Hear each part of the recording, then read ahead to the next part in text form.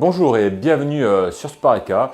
Aujourd'hui, je vais vous parler du frigo. Je vais vous expliquer comment fonctionne cet appareil. Je vais vous expliquer les différentes pièces que l'on peut trouver à l'intérieur, comment le réparer s'il tombe en panne. Et à la fin de la vidéo, je vous montrerai différentes astuces pour utiliser votre appareil et comment l'entretenir. Avant de commencer la vidéo, n'oubliez pas de vous abonner à la chaîne YouTube de Spareka si ce n'est pas déjà fait. Activez la cloche pour être au courant de l'actualité de la chaîne. Et c'est parti, on y va pour le démontage et les explications.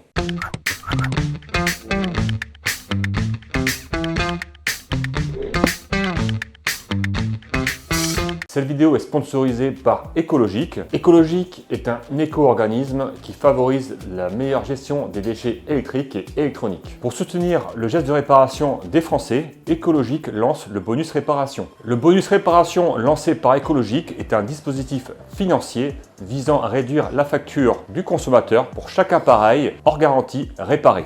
Pourquoi ce dispositif? Parce qu'un appareil réparé, c'est un déchet en moins et un impact environnemental réduit. Le bonus réparation a été lancé fin 2022. Il va s'étendre jusqu'à fin 2027 et va couvrir une plus grande gamme d'appareils. Je vous invite à aller voir sur le site www.e-réparation.eco.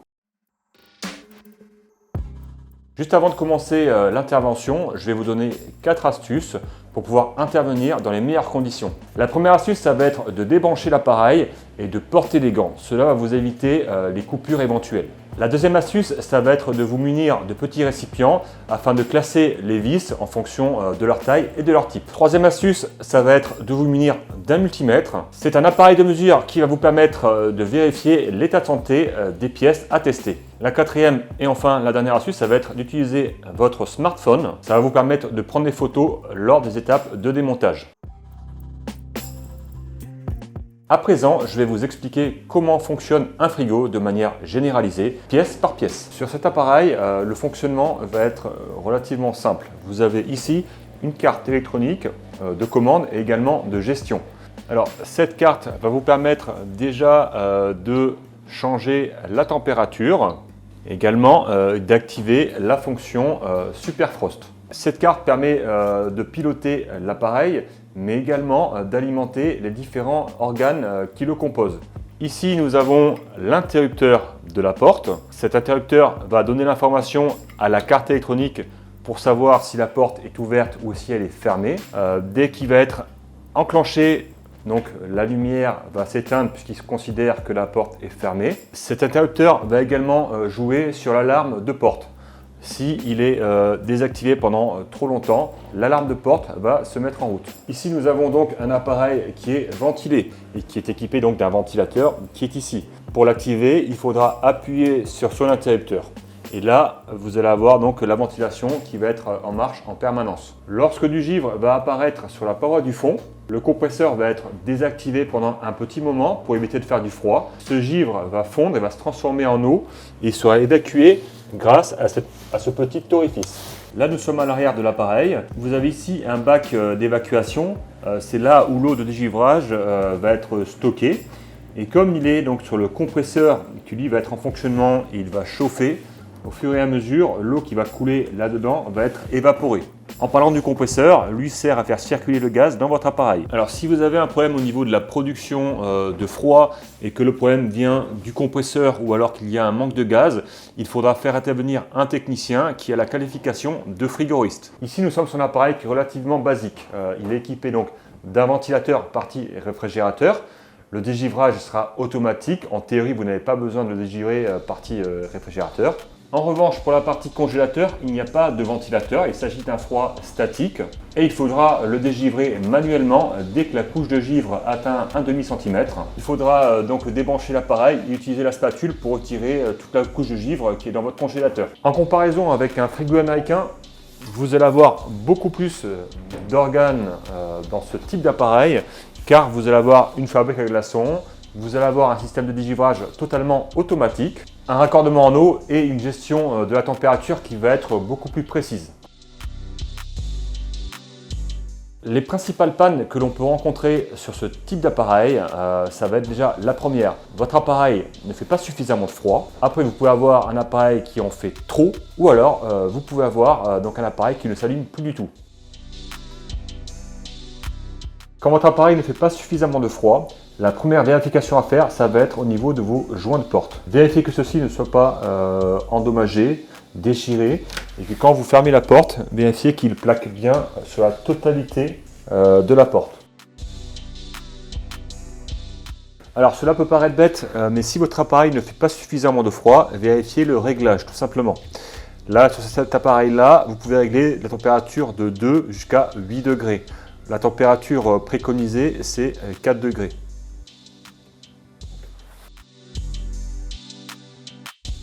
Enfin, si vous avez toujours donc des problèmes de production de froid, le problème peut venir au niveau du circuit frigorifique. Vous avez du gaz qui circule dans tout votre appareil dans un circuit étanche et sous pression.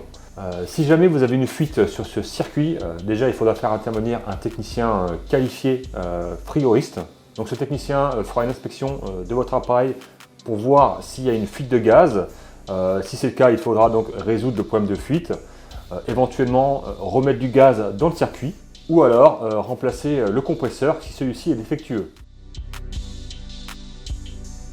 Si votre appareil fait trop de givre, que vous avez une couche de givre qui est trop importante, ce qui va se passer, c'est déjà votre appareil va beaucoup trop consommer et il va avoir du mal à descendre en température. Le problème peut également venir donc de la sonde de température pour les appareils qui en sont équipés, également du thermostat pour les appareils un peu plus anciens. Ou alors il faudra incriminer la carte électronique. Celle-ci peut enclencher le compresseur en permanence et du coup vous allez avoir beaucoup trop de froid dans votre appareil.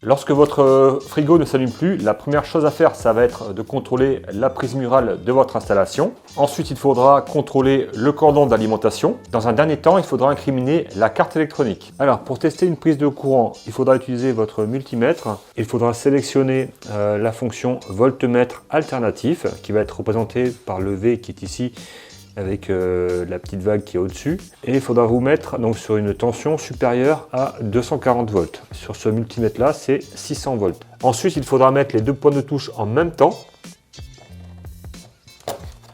dans la prise. Et là, vous allez avoir la tension qui va s'afficher. Donc là, on a 236 volts. Ça veut dire que la prise de courant est bonne. Si on n'avait pas de valeur qui s'affiche, si on a 0 volts, ça veut dire que la prise de courant est défectueuse. Ou alors si on a une tension inférieure à 220 volts, ça veut dire qu'il y a un petit problème. Donc là, on va tester le câble d'alimentation. Il va falloir déjà enlever le boîtier de raccordement afin d'accéder au connectique. Alors, le câble d'alimentation, comme sur tous les câbles de n'importe quel appareil, est composé d'un fil marron, qui est le fil de phase. Le fil bleu, c'est le neutre, et le fil vert et jaune, c'est la terre. Alors là, j'ai positionné mon multimètre sur la fonction continuité avec le bip sonore, et je vais contrôler, dans un premier temps, le fil marron, qui est le fil de phase, sur la phase ici, et l'autre, il doit arriver sur une des bornes qui est là, donc soit le neutre, soit la phase. Donc là, ça sonne, ça veut dire que le fil marron est OK. Maintenant, on va contrôler le neutre. Donc là, on va voir où arrive le fil bleu. Il est dessous. Ça sonne, donc ça veut dire que le fil est passant. Maintenant, tant qu'on y est, on va également contrôler la terre. La terre, c'est toujours ici. Donc là, les trois fils sont passants, donc ça veut dire que le cordon d'alimentation est en bon état.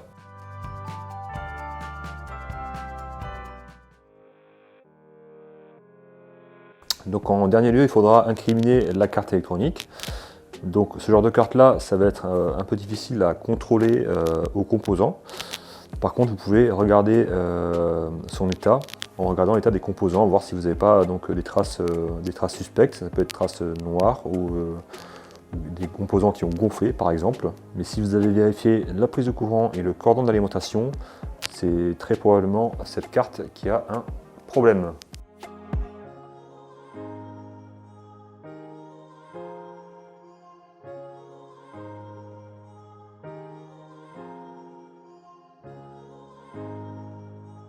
Maintenant que l'on a vu les 3 principales pannes que l'on peut avoir sur un frigo, je vais vous expliquer comment bien utiliser votre appareil et comment bien l'entretenir. Au niveau de l'entretien d'un réfrigérateur, ce qui est primordial, ça va être l'entretien des joints de porte. Il faut toujours veiller à ce qu'il n'y ait pas de résidus alimentaires dessus. Si c'est le cas, vous pouvez les nettoyer donc avec de l'eau savonneuse et une éponge par exemple. Il faudra ensuite bien les sécher car les joints donc, font l'étanchéité de votre appareil et il est primordial qu'ils soient vraiment très propres et qu'il n'y ait pas de résidus qui viennent se mettre entre le joint et entre le châssis de l'appareil. Alors comme je vous le disais au début de la vidéo, vous avez un orifice d'évacuation qui se trouve ici dans une petite goulotte. Ça c'est un point à contrôler régulièrement. Il faut veiller à ce que cet orifice soit toujours propre car c'est lui qui va permettre l'évacuation de l'eau de dégivrage qui peut s'accumuler sur votre paroi et ensuite couler à travers cet orifice. Pour le nettoyer, il faudra utiliser par exemple un petit coton-tige. Donc il ne faudra pas coller donc, les aliments trop près de la paroi, car sinon vous allez avoir donc, des résidus, donc du papier, des résidus alimentaires qui peuvent obstruer l'orifice. Après, si vous avez des odeurs persistantes au niveau de votre réfrigérateur, je vous conseille de vérifier à l'arrière de votre appareil, vous avez un bac d'égouttage qu'on peut démonter et nettoyer. Donc pour ce faire, il faudra bien sûr débrancher l'appareil avant. Et donc là, vous avez ici le bac d'égouttage qui généralement est simplement emboîté sur le compresseur. Il faudra simplement tirer dessus. Donc c'est ici que les eaux de dégivrage vont s'accumuler et à la longue vous pouvez avoir donc des odeurs nauséabondes qui sortent de ce bac. Il faudra le déboîter et le passer sous l'eau chaude pour bien le nettoyer. Alors normalement donc la partie réfrigérateur se dégivre automatiquement. Par contre au niveau du congélateur, vous risquez d'avoir du givre au bout d'un moment qui va se former. Si ce givre dépasse donc de 1,5 cm, donc il faudra faire un dégivrage. Pour ce faire, il faudra débrancher l'appareil et utiliser cette petite spatule qui va vous permettre de retirer tout le givre. Surtout ne pas utiliser d'objets métalliques pour enlever le givre. Pour l'entretien de votre appareil, moi ce que je vous conseille c'est au moins une fois par an au minimum, c'est de débrancher. Et cela vous permettra déjà d'une de dégivrer votre appareil entièrement et également de nettoyer tout ce qui est accessoires. Donc je parle du bac à légumes, des clayettes, des balconnets. Toutes ces pièces-là, vous pouvez les nettoyer sous l'eau tiède avec une éponge et de l'eau savonneuse. Ensuite, il faudra donc bien les sécher pour éviter tout risque de moisissure. Pour le bon usage de votre appareil, je vous recommande donc de mettre les aliments au bon endroit dans votre frigo. Il faudra ainsi bien respecter les zones de stockage. Donc en bas, ça sera donc tout ce qui est légumes et fruits non préparés, que vous pouvez bien sûr emballer pour une meilleure conservation. Là, vous avez donc la zone la plus froide qui va se situer juste au-dessus du bac à légumes. Donc c'est là où vous allez pouvoir mettre les denrées fragiles, donc la viande, le poisson, tout ce qui est préparation, les sushis, etc. Donc là, vous allez avoir une température qui va être très fraîche. Ça va se situer entre 2 et 4 degrés. Ensuite, pour la partie du haut, où vous allez avoir donc là, une température qui va être légèrement plus élevée, vous allez pouvoir mettre donc le fromage, tout ce qui est laitage, yaourt, compote, etc. Donc au niveau de la porte, on va être sur une zone tempérée, donc sur une température relativement haute par rapport au réglage qu'on aura effectué. Donc si vous réglez votre appareil sur 4, là dans la porte vous allez avoir entre 5 et 10 degrés. Vous allez pouvoir stocker donc tout ce qui est les œufs, le beurre et également les boissons. Voilà, maintenant vous savez tout sur le frigo. J'espère que cette vidéo vous aura aidé et vous aura plu. Si c'est le cas, n'hésitez pas à mettre un petit pouce bleu. Si vous avez des questions, vous pouvez les mettre dans les commentaires. On se fera un plaisir d'y répondre. Et moi je vous dis à la prochaine sur Spareka.